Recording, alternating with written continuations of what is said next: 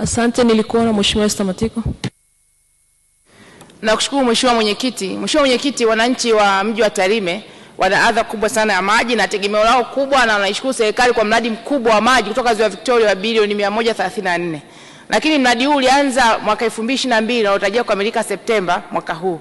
So far amepeleka bilioni 24 tu. Nikataka kujua mkakati wa serikali wa kuhakikisha kwamba hizi bilioni 110 zinaenda ili mradi huu ukamilike ndani ya muda na kuweza kupunguza adha ya maji kwenye mji wa Tarime.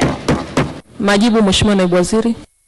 Mheshimiwa Mwenyekiti, napenda kujibu swali la nyongeza la Mheshimiwa Esther Matiko, mbunge wa Tarime mjini kama ifuatavyo.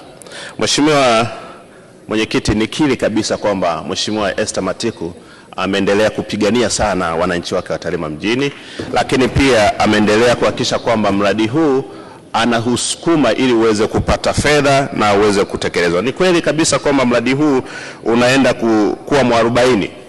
Lakini mkakati sasa wa serikali wa namna gani mradi huu unaenda kukamilika ni kupunguza utitiri wa kutangaza miradi mingi wakati tuna miradi ambayo bado haijakamilika na haijaanza kutoa matokeo.